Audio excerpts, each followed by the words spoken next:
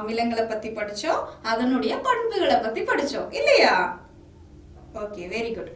இனி இந்த கிளாஸ்ல நம்ம என்ன பண்ண போறோம்னா, நம்ம கடைசியா ஒரு வேதிவினை செஞ்சு பார்த்தோம் இல்லையா? என்ன வேதிவினை செஞ்சு பார்த்தோம்? முட்டையோடு எடுத்து அதுக்குள்ள எதை ஊற்றி பார்த்தோம்? அமிலத்தை ஊற்றி பார்த்தோம். ஊற்றி பார்த்தப்போ என்ன வாயு வெளியே வந்துச்சு? கார்பன் டை ஆக்சைடு வாயு வெளியே வந்துச்சு இல்லையா? இனி அந்த கார்பன் டை ஆக்சைடு வாயு வந்தது மட்டும் இல்லாம வேற என்ன பண்ணுச்சு? எரிஞ்சு கொண்டு இருக்கக்கூடிய அந்த தீக்குச்சியை என்ன பண்ணிருச்சு? அணைச்சிருச்சு இல்லையா? ஊதி கெடுத்து விட்டது. இனி நீங்க இந்த ஆஸ்பத்திரி எல்லாம் போயிருக்கீங்களா? ஆஸ்பத்திரி, ஸ்கூல் இந்த மாதிரி இடத்துக்கெல்லாம் போகும்போது ஒரு சிலிண்டர் மாதிரி ஒன்ன செவுத்துல வச்சிருப்பாங்க, பாத்திருக்கீங்களா? இதே மாதிரி எல்லாரும் கவனிச்சிருக்கீங்க இல்லையா? அதுக்கு பேர் என்ன? தீ அணைப்பான். Very good. அதுக்கு பேர் என்னது? தீ அணைப்பான். அத பொதுவா தீ அணைப்பான் அப்படிங்கிற பேர்ல நம்ம சொன்னாலும், தமிழ்ல சொன்னாலும், நம்ம இங்கிலீஷ்ல இருக்கக்கூடிய வார்த்தையை தான் நம்ம என்ன பண்றோம்? அதிகமாக யூஸ் பண்றோம். என்னன்னு சொல்லுவாங்க? டீச்சர் அந்த பேர் சொல்றேன், அப்போ உங்க எல்லாருக்கும் ஞாபகம் வரும். Fire extinguisher. கேள்விப்பட்டிருக்கீங்களா? இதுலயும் நம்ம என்ன வாயுவை தான் யூஸ் பண்றோம்? கார்பன் டை ஆக்சைடு வாயுவை தான் நம்ம என்ன பண்றோம்? உபயோகிக்கிறோம். எதுக்கு நம்ம உபயோகிப்போம்? எதுக்கு உபயோகிப்போம்? இப்ப திடீர்னு ஒரு பெரிய கட்டடத்துல தீ பிடிச்சிருச்சு. அப்ப என்ன பண்ணுவோம்? நம்மளால முடிஞ்ச வரைக்கும் அந்த தீயை அணைக்க முயற்சி செய்வோம் இல்லையா? அதுக்குதான் இந்த தீ அணைப்பானை நம்ம பயன்படுத்துவோம். இந்த தீ அணைப்பானை எப்ப மட்டும்தான் நம்ம உபயோகப்படுத்தணும்? தீ பிடிக்கும் தருணங்கள்ல மட்டும்தான் உபயோகிக்கணும். அப்படிப்பட்ட தீ அணைப்பானை உங்க வீட்டுல செஞ்சு பார்க்கலாமா? அதை எப்படி செய்யணுங்கிற வீடியோவை பார்த்துட்டு நீங்களும் என்ன பண்ணணும்? உங்க வீட்டுல செஞ்சு பார்க்கணும். செஞ்சு பார்த்துட்டு அதனுடைய போட்டோவை, படத்தை உங்க கிளாஸ் டீச்சருக்கு அனுப்புவீங்களா? நல்ல பிள்ளைங்க, பாருங்க, கவனமா பாருங்க. This is a working model of a fire extinguisher. Materials required are a bottle, a straw, half cup of water, half cup of vinegar, 2 tablespoons of baking soda, a piece of tissue, and a candle. Procedure: take the cap and make a hole and place the straw in it. Add water and vinegar to it. Take a piece of tissue and add 2 teaspoons of baking soda to it.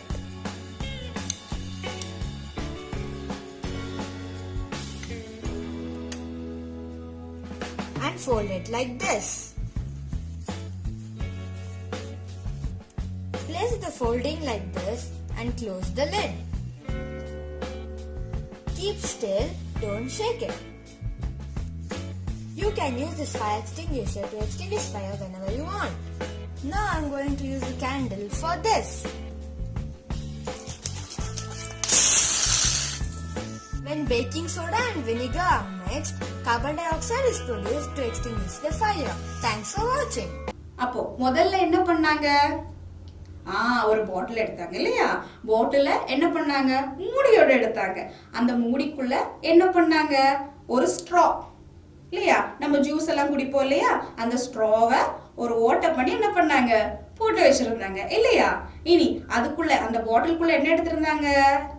கரெக்டா சொல்லிட்டீங்களே, vinegar எடுத்திருந்தாங்க இல்லையா? அந்த வினிகருக்கு மேல பாகத்துல என்ன பண்ணிருந்தாங்க? ஏதோ ஒண்ணு தொங்க விட்டு இருந்தாங்களே, நம்ம மூட்டையெல்லாம் தொங்க விடுற மாதிரி. என்னது அது? அதுல என்ன தொங்க விட்டு இருந்தாங்க? அப்பக்காரம் இல்லைன்னா ரொட்டிக்காரன்னு சொல்லுவாங்க இல்லையா? அதை என்ன பண்ணிருந்தாங்க? தொங்க வச்சிருந்தாங்க. எப்படி? 2 இடமும் முட்டி இருந்துச்சா? இப்படி இல்லையா? என்ன பண்ணாங்க? ஒரு குறிப்பிட்ட உயரத்துலதான் எதை தொங்க விட்டு இருந்தாங்க? ரொட்டிக்காரத்தை தொங்க விட்டு இருந்தாங்க. அதுக்கப்புறமா அவங்க என்ன பண்ணாங்க? அதை நல்லா குலுக்குனாங்க இல்லையா? குலுக்குனப்ப என்ன வந்துச்சு? நிறைய நுரைகள் வந்துச்சு இல்லையா? அந்த நுரைகள் வந்ததா எதற்கு அடையாளம்? என்ன வாயு அங்க உருவாச்சு? Very good. Carbon dioxide வாயு அங்க உருவாகி இருக்கு இல்லையா? அப்படி நம்மளும் என்ன பண்ணலாம்? வீட்டுல இருந்தபடியே ஒரு தீ அணைப்பானை உபயோகப்படுத்தலாம். அப்போ நம்மளும் என்ன பண்ணலாம்? வீட்டுல இருந்தபடியே ஒரு தீயணைப்பானை உருவாக்கலாம் இல்லையா? நீங்க எல்லாரும் உருவாக்கிட்டு உங்க டீச்சருக்கு அனுப்பி கொடுப்பீங்களா அந்த போட்டோவை? நல்ல குழந்தைகள். இனி இன்னைக்கு கிளாஸ்ல நம்ம என்ன பண்ண போறோம்? என்ன லிட்மஸ் பேப்பர் பாக்கி இருந்துச்சு நம்ம கிட்ட? நம்ம 2 லிட்மஸ் பேப்பர் வச்சிருந்தோம் இல்லையா? என்னென்ன வச்சிருந்தோம்? நீல லிட்மஸ் பேப்பரும் சிவப்பு லிட்மஸ் பேப்பரும் இல்லையா? அதுல நம்ம நேத்துக்கு எந்த லிட்மஸ் பேப்பர் வச்சு சோதனைகள் எல்லாம் செஞ்சு பார்த்தோம்? வெரி குட், ஞாபகம் வச்சிருக்கீங்களே. நீல லிட்மஸ் பேப்பரை வச்சுதான் நம்ம என்ன பண்ணோம்? சோதனைகள் செஞ்சு பார்த்தோம். இன்னைக்கு நம்ம என்ன பண்ண போறோம்னா சிவப்பு லிட்மஸ் பேப்பரை பத்தி சோதனைகள் செஞ்சு பார்க்க போறோம். செஞ்சு பார்ப்போமா? ரெடியா நீங்க? அதுக்கு நீங்க என்ன பண்ணணும்னா ஒரு சில பொருட்கள் உங்க வீட்டுல இருக்கும் இல்லையா, அது எல்லாத்தையும் எடுத்துட்டு வரணும். டீச்சர் சொல்றேன் என்னென்ன பொருட்கள்னு நோட் பண்ணி வச்சுக்கோங்க. சிறிதளவு சோப்பு கரைசல். என்ன கரைசல்? சோப்பு கரைசல். அப்பக்காரம். இது 2 மட்டும் எடுத்துட்டு வாங்க. எடுத்துட்டு வந்துட்டீங்களா எல்லாரும்? எடுத்துட்டு வந்துட்டீங்க. இந்த சோப்பு கரைசல்ல இந்த சிவப்பு லிட்மஸ் பேப்பரை முக்கி பாருங்க பார்க்கலாம். முக்கி பாருங்க. என்ன தெரிகிறது? ஏதோ தெரியுதா? ஏதோ வித்தியாசம் தெரியுதா? என்ன வித்தியாசம் தெரியுது? சிவப்பு லிட்மஸ் பேப்பர் என்னவாக மாறிடுச்சு? நீல லிட்மஸ் பேப்பராக மாறிடுச்சு இல்லையா? நேத்துக்கு நம்ம பார்த்தப்ப இப்படி என்ன நடந்துச்சு அமிலங்களோட விஷயத்துல? நீல லிட்மஸ் பேப்பர் என்னவா மாறுச்சு? சிவப்பு லிட்மஸ் பேப்பராக மாறுச்சு. ஆனா இன்னைக்கு என்ன ஆயிருச்சு? சிவப்பு லிட்மஸ் பேப்பர் வச்சு செஞ்சு பார்த்தப்போ அந்த சிவப்பு லிட்மஸ் பேப்பர் நீல லிட்மஸ் பேப்பராக மாறிவிட்டது இல்லையா? அப்போ இந்த நீல லிட்மஸ் பேப்பரை சிவப்பு லிட்மஸ் பேப்பரா மாத்துச்சு இல்லையா? அந்த பொருட்களுக்கு நம்ம என்ன பேர் சொல்லிருந்தோம் நேத்துக்கு? அமிலங்கள்னு சொல்லியிருந்தோம். இப்போ இந்த சிவப்பு லிட்மஸ் பேப்பரை நீல லிட்மஸ் பேப்பரா மாத்தக்கூடிய பொருட்களுக்கு நம்ம ஒரு பேர் சொல்ல போறோம். அதனுடைய பேர் தான் ஆல்கலி. என்னது? ஆல்கலி. அப்போ ஆல்கலிகள் என்ன பண்ணும்? சிவப்பு லிட்மஸ் பேப்பரை நீல லிட்மஸ் பேப்பரா மாத்தும். இனி நேத்துக்கு நம்ம எல்லாரும் பார்த்தோம் இல்லையா, அமிலங்கள் எல்லாமே என்ன டேஸ்ட்ல இருந்துச்சு? என்ன சுவையில இருந்துச்சு? புளிப்பு சுவையில இருந்துச்சு இல்லையா? போன வகுப்பறையில புளிப்பு சுவையுடைய பொருட்களுக்கெல்லாம் டீச்சர் என்ன பேர் சொல்லியிருந்தேன்? அமிலங்கள்னு சொல்லியிருந்தேன் இல்லையா? இனி இந்த கிளாஸ்ல நம்ம பார்த்தோம் இல்லையா, இந்த பொருட்கள் எல்லாமே என்ன சுவையுடையதுன்னு சொல்லியிருந்தேன்? கார சுவையுடையது. அப்போ முதல் பண்பை நம்ம படிச்சுட்டோம் இல்லையா? என்னது? ஆல்கலிகள் எல்லாம் காரத்தன்மையுடையவை. என்ன தன்மையுடையவை? காரத்தன்மையுடையவை. இனி அது என்ன பண்ணுச்சு? அதனுடைய அடுத்த பண்பை எதை காட்டுச்சு? சிவப்பு லிட்மஸ் பேப்பரை என்ன பேப்பரா மாத்துச்சு? நீல லிட்மஸ் பேப்பராக மாற்றுச்சு இல்லையா? Very good. பண்புகளை படிச்சுட்டீங்களே. நம்ம இனி என்ன பண்ண போறோம்னா நம்ம ஒரு சில அமில பொருட்களையும் படிச்சோம், காரத்தன்மையுடைய அதாவது ஆல்கலி பொருட்களையும் படிச்சோம் இல்லையா? உங்களை சுத்தியும் நிறைய பொருட்கள் இருக்கு. நீங்க தினந்தோறும் என்ன பண்றீங்க? பலவிதமான பொருட்களை உபயோகப்படுத்துறீங்க இல்லையா? இனி இந்த பொருட்களை எல்லாமே அமிலங்கள், ஆல்கலிகள் அப்படின்னு பட்டியலிட்டு உங்க டீச்சருக்கு அனுப்பி கொடுப்பீங்களா? நல்ல குழந்தைகள். எதை வச்சு சோதிச்சு பார்ப்பீங்க? செக் பண்ணி பார்ப்பீங்க. Very good. லிட்மஸ் பேப்பரை வச்சு செக் பண்ணி பார்ப்பீங்க. அப்போ அமிலத்தன்மையுடைய பொருட்களையும் இந்த ஆல்கலி பொருட்களையும் நம்ம பிரிச்சு பார்க்கிறதுக்கு என்ன யூஸ் பண்ணிட்டு இருந்தோம் இவ்வளவு நேரமா? லிட்மஸ் பேப்பர் உபயோகிச்சுட்டு இருந்தோம் இல்லையா?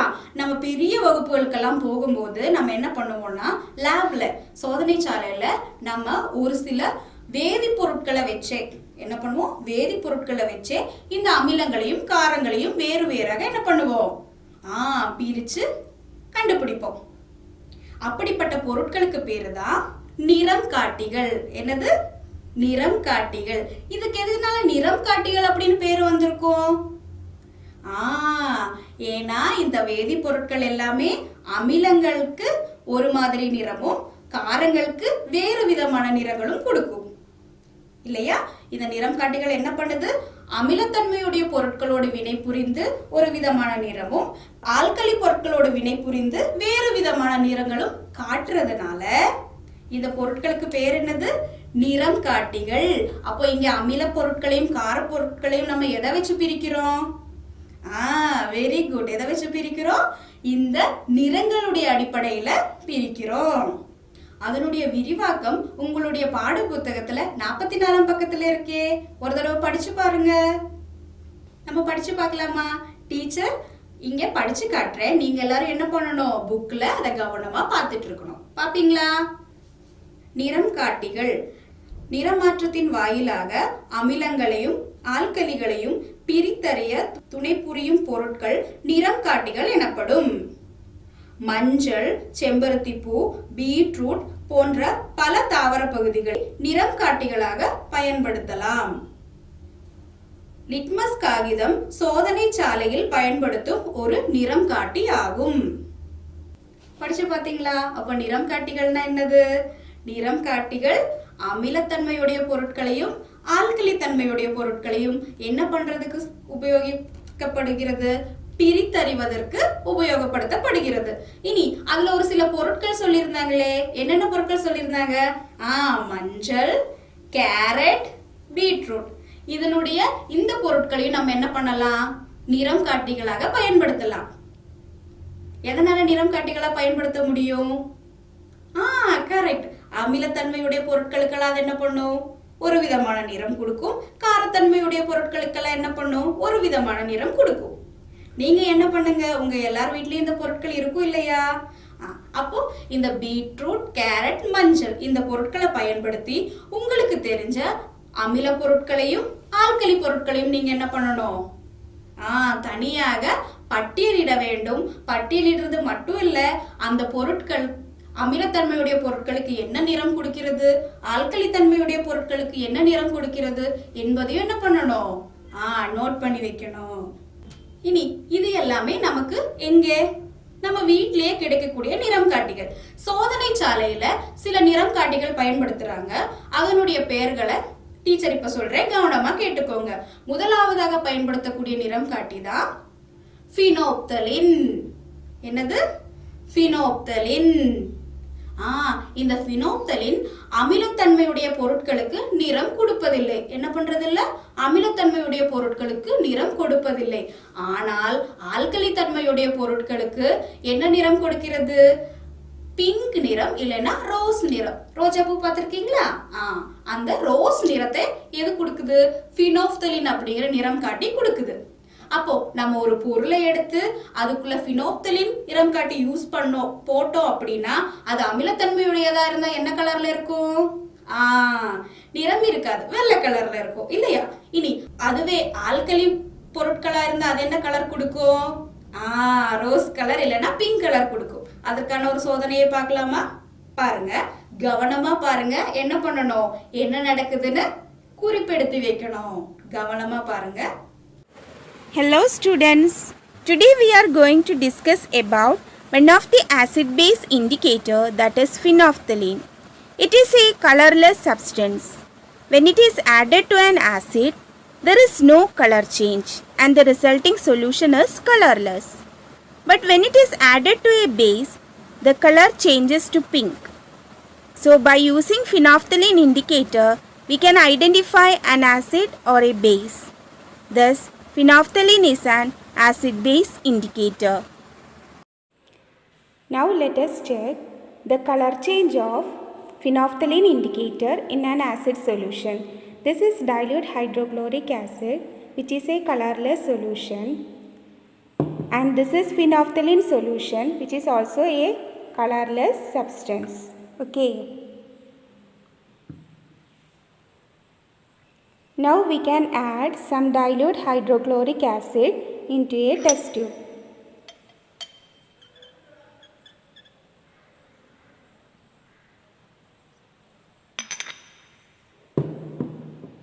Okay. Next we can add a few drops of phenolphthalein indicator into this acid.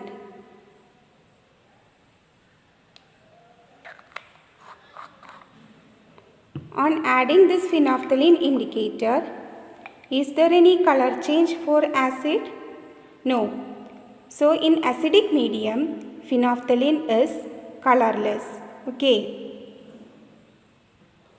Now let us check the color change of phenolphthalein in basic medium. This is sodium hydroxide solution and it is a colorless substance. This is phenolphthalein solution, which is also colorless. Now we can add some sodium hydroxide solution into a test tube.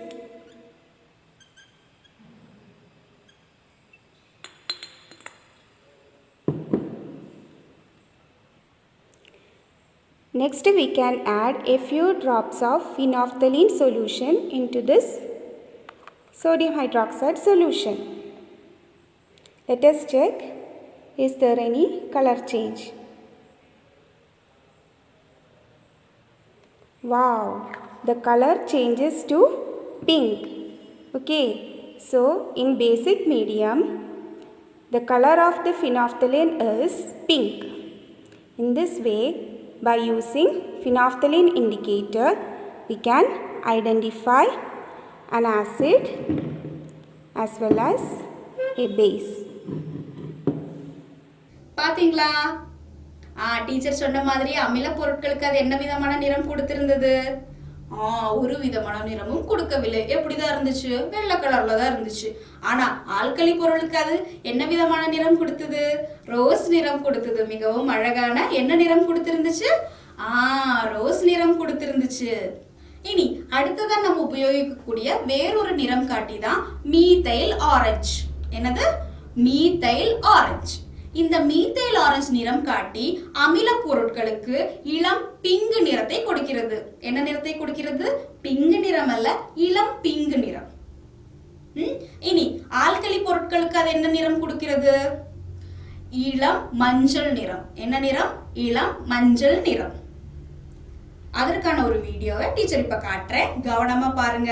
Teacher சொல்றது கரெக்டா இல்லையான்னு நீங்களே பார்த்து தெரிஞ்சுக்கோங்க.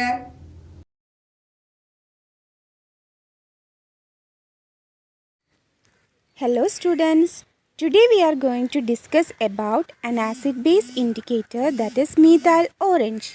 It is an orange color substance. When it is added to an acid, its color changes to red.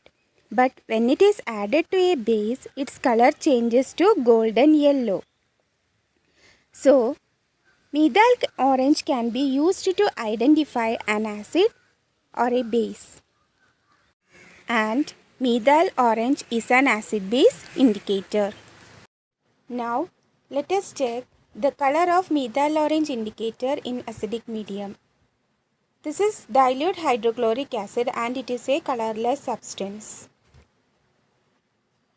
This is methyl orange solution, which is an orange color indicator. I will show you the color of methyl orange indicator. We can add a few drops of methyl orange indicator into a test tube. Okay. And what is the color of this indicator? It is orange. So methyl orange indicator is an orange colored solution. Now we can add dilute hydrochloric acid into a test tube. Okay.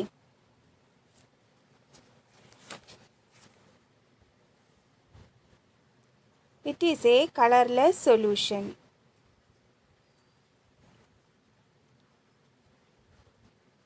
Next we can add a few drops of methyl orange indicator into this acid. Let us see what is the color change. What is the color change? The color changes to red. So in acidic medium, the color of methyl orange indicator is red. Now let us check the color of methyl orange indicator in a basic medium. This is sodium hydroxide solution and it is a colorless substance. This is methyl orange solution. It is an orange colored indicator. Now we can add some sodium hydroxide solution into a test tube.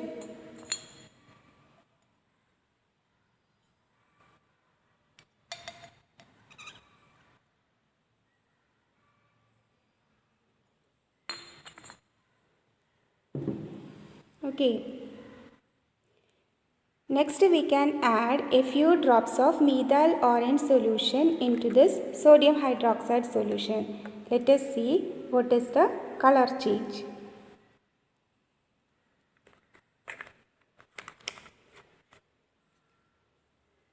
Look at the solution. The color changes to golden yellow. Okay. So, in basic medium, the color of methyl orange solution is golden yellow. Okay. In this way, we can use methyl orange solution to identify an acid or a base. Okay. எல்லாரும் video பாத்தீங்களா? Okay, அது அமிலத்தன்மையுடைய பொருட்களுக்கு என்ன colour கொடுத்திருந்துச்சு? இளம் pink colour கொடுத்திருந்துச்சு. Alkali தன்மையுடைய பொருட்களுக்கு என்ன colour கொடுத்திருந்துச்சு? இளம் மஞ்சள் நிறம் கொடுத்திருந்துச்சு. அப்போ இந்த மாதிரியான நிறம் காட்டிகள் உங்க லேப்லயும் இருக்கும். நீங்க என்ன பண்ணுங்க, உங்க ஆசிரியரோட உதவியோட என்ன பண்ணுங்க, உங்க லேப்ல உங்க ஸ்கூல்ல நீங்களும் என்ன பண்ணுங்க, இந்த சோதனைகளை செஞ்சு பாருங்க. உங்க எல்லாருக்கும் ரொம்ப பிடிச்சிருக்கும். எதனால? வித்தியாசமான நிறங்களை நீங்க பாக்குறீங்க இல்லையா? அப்போ இதை எல்லாரும் என்ன பண்ணுங்க, உங்க ஸ்கூல்ல இருக்கக்கூடிய லேப்ல செஞ்சு பாருங்க. யாரோட உதவியோட செய்யணும்? உங்க ஆசிரியரோட உதவியோட செய்யணும். எல்லாரும் செஞ்சு பார்ப்பீங்களா? நல்ல பிள்ளைங்க. சரி பிள்ளைங்களா, இதுவரை எடுத்த எல்லா விஷயங்களும் உங்களுக்கு புரிஞ்சுதா? உங்களுக்கு ஏதாவது டவுட் இருக்கா? உங்களுக்கு ஏதாவது சந்தேகம் இருந்தா நீங்க என்ன பண்ணணும், உங்க ஆசிரியர்கிட்ட கேட்கணும். சந்தேகங்களை என்ன பண்ணக்கூடாது, மனசுக்குள்ளேயே வச்சுட்டு இருக்க கூடாது.